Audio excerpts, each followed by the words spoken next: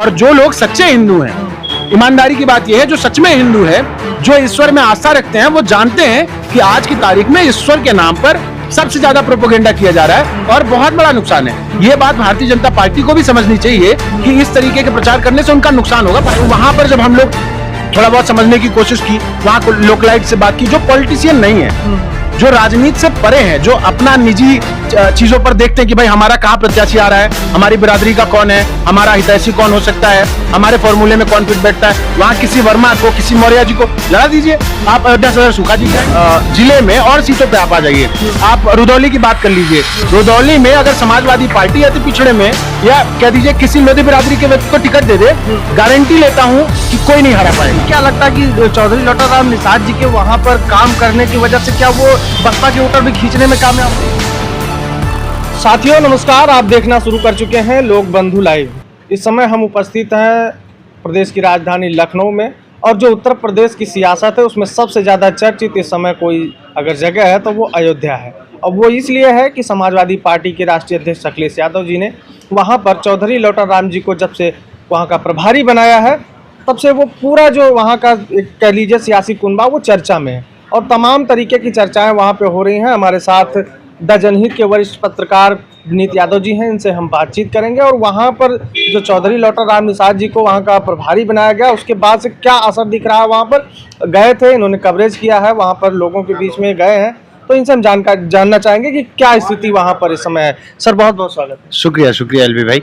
Sir जो बात चल रही है, जिस तरीके से वहाँ पर प्रभारी बनाए जाने के बाद एक राजनीतिक उथल पुथल जैसा माहौल दिखाई दे रहा है और तमाम तरीके की चर्चाएं हैं, और अगर देखा जाए तो समाजवादी पार्टी के तमाम नेता ये दावे कर रहे हैं कि जब से वहाँ पर चौधरी लोटाराम निषाद जी को बनाया गया प्रभारी, तो पूरा जो वहाँ का एक कह लीजिए पूरे पूर्वांचल पर उसका असर देखने का दावा हो रहा है। क्या देखते हैं आप? देखिए, एक जो 2022 के चुनाव में नतीजा रहा, उसमें कहीं ना कहीं ये बात तो समाजवादी पार्टी को और उनके जो संगठन में लोग हैं उन्होंने एनालाइज किया होगा कि जो अति पिछड़ी जातियां थी उनकी हिस्सेदारी कहीं कम थी, और इस बात का शायद एहसास रहा हो। और लोटाराम निषाद जी अति पिछड़ों में भी और निषाद बिरादरी में एक बड़ा चेहरा है।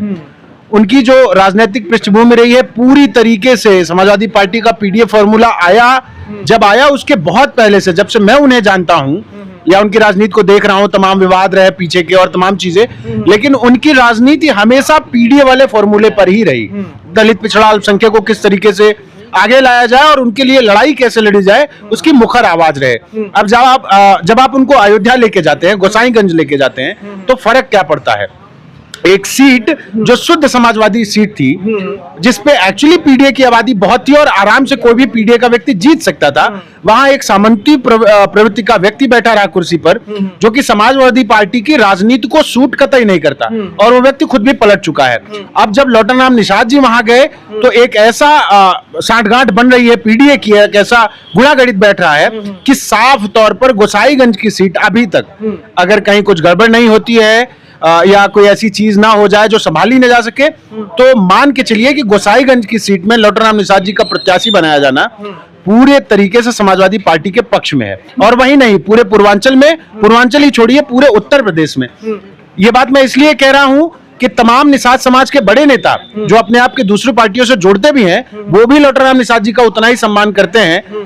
मैं निषाद बिरादरी की बात अगर करूं, और खुद निषाद बिरादरी की जो आम जनता है, उनके बीच में उनकी ठीक ठाक पॉपुलैरिटी है, और आप देखेंगे कि उनकी वजह से पूरा का पूरा अयोध्या बदल रहा है। लेकिन एक सवाल उठता है कि भारतीय जनता पार्टी सबसे ज्यादा अगर किसी चीज को लेकर समाजवादी पार्टी पे हमलावर रहती तो वो धर्म का मसला है, और वो अयोध्या ऐसी सीट है जो एक तरीके से अयोध्या राम मंदिर इनॉग्रेशन के बाद से कहीं ना कहीं उसका एक अलग प्रभाव पड़ता है, धर्म के लिहाज से देखें, या फिर अगर वहाँ पर बात की जाती है समाजवादी पार्टी पर, जो वहाँ के विधायक छोड़ के गए उन्होंने भी राम विरोधी होने के आरोप लगाए, तो क्या इसका असर तो नहीं दिखेगा कि जिस तरीके की वहाँ की चर्चाएं? देखिए, एक चीज बताऊं, बहुत क्लियर बात आपको बताऊं कि हिंदुत्व जो है वो जो कट्टर हिंदुत्व है, उसके बाद जो सॉफ्ट वाला हिंदुत्व है उसकी कोई जरूरत नहीं है। हिंदुत्व बस एक ही है, वही कट्टर वाला, जिसका उपयोग भाजपा करके जीत रही है, और जो लोग उसके जाल में है वो किसी भी और पार्टी को वोट नहीं करेंगे, किसी भी कीमत पे नहीं करेंगे। अब जब आप पीडीए की बात कर रहे हैं, जब 2024 का चुनाव का नतीजा देख चुके हैं, राम मंदिर बनने के बाद, इतना सारा प्रचार करने के बाद और लाखों करोड़ रुपए खर्च करने के बाद भाजपा अयोध्या की सीट हार गई। वो सीट हारने में ऐसा नहीं कि कोई बहुत बड़ा चमत्कार हुआ है, वो सीधा सीधा पीडीए का कोएलिशन था। पीडीए के फॉर्मूले पे जनता ने वोट की, लोगों की नाराजगी थी और जिस तरीके से भारतीय जनता पार्टी लगातार पिछड़ा प्रधानमंत्री है कह के दिखाती जरूर है पर हिस्सेदारी नहीं दे रही है। तमाम ऐसे विषय हैं जहां आज भारतीय जनता पार्टी समाजवादी पार्टी के पीडीए फॉर्मूले में गिरती नजर आती है और उसका नतीजा आप देख चुके हैं। रही बात धर्म के नाम पर या उनकी धर्म विरोधी छवि होना, देखिए ये उनका निजी मामला था, ये उनका बयान था और उस बयान को कैसे काट छांट के प्रस्तुत किया गया और उसके बदले उनको जितनी सजा भुगतनी थी वो ऑलरेडी भुगत चुके हैं। लेकिन मैं फिर कह रहा हूं ये उनका निजी विषय था। इस प्रदेश और देश के वोटर इतने बेवकूफ नहीं है कि आप किसी को कह दीजिए कि वो धर्म का विरोधी है सिर्फ इसलिए कि उसकी आस्था किसी चीज में नहीं है। वो इतना समझदार है कि समझ लेगा। और आज की तारीख में हर व्यक्ति को अपना हक और हिस्सा चाहिए, आपको प्रतिनिधित्व चाहिए, आपको अपना लीडर चाहिए। राम हर व्यक्ति के, जो भी अपने आप को हिंदू कहता है, उसके घरों में खुद बैठे हैं। आप उसको किसी अट्टालिका में ले जाके बिठा दीजिए, किसी फोटो को लगा दीजिए तो उनका भगवान किसी अट्टालिका में नहीं बस जाएगा। और जो लोग सच्चे हिंदू हैं, ईमानदारी की बात यह है, जो सच में हिंदू है, जो ईश्वर में आस्था रखते हैं, वो जानते हैं कि आज की तारीख में ईश्वर के नाम पर सबसे ज्यादा प्रोपेगेंडा किया जा रहा है और बहुत बड़ा नुकसान है। यह बात भारतीय जनता पार्टी को भी समझनी चाहिए कि इस तरीके के प्रचार करने से उनका नुकसान होगा, फायदा नहीं होगा। लेकिन अगर देखा जाए लगातार, चाहे वो 17 का चुनाव हो, उसके बाद फिर 19 का लोकसभा चुनाव हो, फिर 22 का विधानसभा चुनाव हो और 2024 का लोकसभा, लगातार कहीं ना कहीं जो विकास के मुद्दे थे वो हमको लगता है कि कहीं ना कहीं पीछे दबते गए इस धर्म की राजनीति के पीछे। तो कहीं ना कहीं जनता इससे उभरना चाह रही है। बिल्कुल। देखिए, अच्छा आप बताइए, मैं आपको कहूं कि रोज सवेरे बढ़िया एक शानदार सोने के मंदिर में दर्शन कराऊंगा तो आपको क्या चाहिए? रोज सुबह सोने के मंदिर में दर्शन चाहिए कि रोजगार चाहिए? आपकी बिरादरी का व्यक्ति थाने में पीटा जा रहा होगा तो आपको अपना प्रतिनिधित्व चाहिए कि आपको मंदिर का दर्शन चाहिए? अगर आपको कल को थाने पे कोई जबरदस्ती आपका अपमान करे या किसी भी जगह आपकी जात की वजह से आपका शोषण हो, आपको छोटी जात का बताया जाए तो आप क्या मांगेंगे? आप प्रतिनिधित्व मांगेंगे।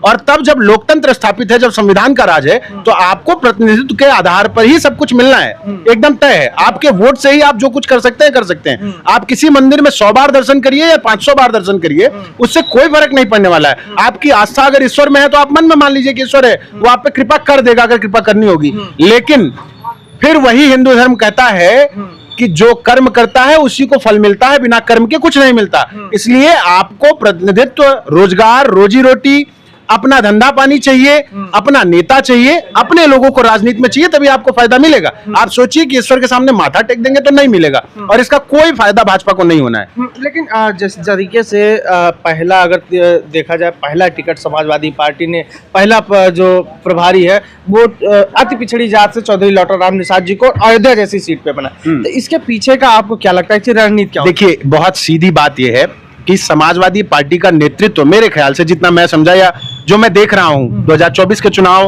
हम लोगों ने अपने सामने देखा, लोगों को वो भी उम्मीद नहीं थी जो नतीजे आए। बहुत सारे लोग कयास लगा रहे थे कि ये नहीं आएगा, लेकिन जो लोग जमीन पे थे उन्हें पता था कि कुछ ना कुछ नतीजे तकरीबन ऐसे ही आएंगे। वो क्यों आए? अब जो ये फैसला हुआ, एक अति पिछड़े समाज से किसी व्यक्ति को उन्होंने प्रत्याशी बना दिया, उसका सबसे बड़ा फायदा क्या होगा सपा को, आपको पता है? सपा का माइंडसेट क्लियर होता जाएगा।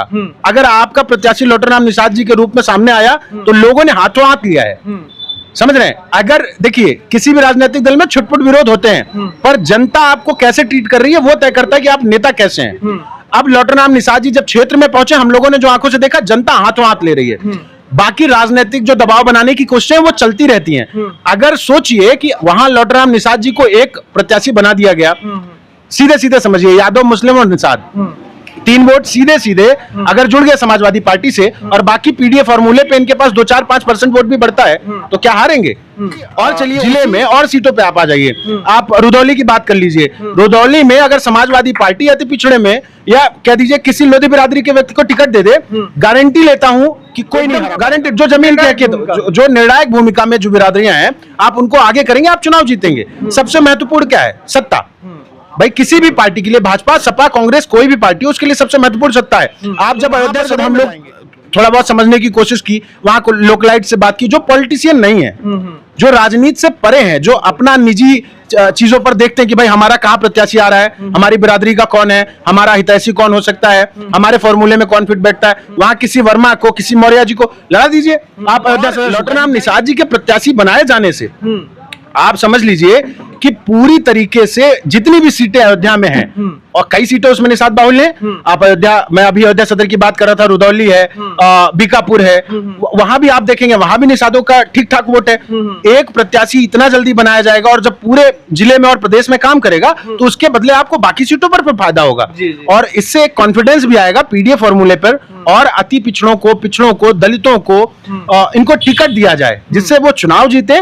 और जो पार्टी जिस फॉर्मूले पे काम कर रही है, पैसा खर्च कर रही है, राजनीति कर रही है, समय बर्बाद कर रही है, ठीक ठाक वक्त चला गया, दो बार से सत्ता में नहीं है, उन्हें सत्ता चाहिए, तो इसी फॉर्मूले पे काम करते रहेंगे। और ये ट्रायल है, और उस ट्रायल का आपने नतीजा देख लिया, आप भी जमीन पर हैं, हम भी जमीन पर हैं। और ऐसे तमाम अति पिछड़े समाज के लोगों को जिनका प्रतिनिधित्व पिछली बार कम रहा, सपा को और जल्दी खोजकर उनके टिकट फाइनल करने चाहिए। लेकिन देखा जाए तो अयोध्या नहीं, अगर अंबेडकर नगर की भी बात कर लीजिए, अयोध्या की बात कर लीजिए, बाराबंकी की बात कर लीजिए, ये जो तीनों जनपद की जो विधानसभा सीटें हैं, इस पर यस्सी बाहुल्य एक तरीके से कह लीजिए कि बसपा के मूल वोटर बहुत प्रचुर मात्रा में निर्णायक भूमिका में। बिल्कुल। लेकिन अगर देखा जाए तो पिछले कुछ चुनाव पर नजर डालें तो समाजवादी पार्टी की तरफ आकर चौधरी लौटाराम निषाद जी के वहां पर काम करने की वजह से क्या वो बसपा के वोटर भी खींचने में ये दोनों अलग चीजें हैं। लौटाराम निषाद जी जिस कद के नेता हैं और जिस तरीके का उनका काम है, उससे आपको अति पिछड़ा वोट मिल रहा है, और उनके जाने से एकदम नो डाउट, मैं ये एकदम बिना किसी कंफ्यूजन के बात कह सकता हूं कि आपको कुछ प्रतिशत दलितों का वोट भी जरूर मिलेगा। लेकिन उससे भी जरूरी चीज ये है कि आज जिस फॉर्मूले पे समाजवादी पार्टी काम कर रही है, वो फॉर्मूला ऑलरेडी दलितों को जोड़ रहा है। वही मैं कह रहा हूँ कि अंबेडकर, खाटी अंबेडकरवादी विचारधारा के, बिल्कुल अंबेडकरवादी विचारधारा के लोग आज की तारीख में समाजवादी पार्टी को विकल्प के तौर पर देख रहे हैं। उसके बहुत सारे कारण हैं। सबसे प्रमुख कारण यही है कि बसपा अंबेडकरवादी विचारधारा की मूल अवधारणा के साथ चली पार्टी थी। लेकिन आज बसपा जिस स्थिति में है, या कह लीजिए उनका इतना एक्टिव न रहना, वो भी लाभप्रद है समाजवादी पार्टी के लिए।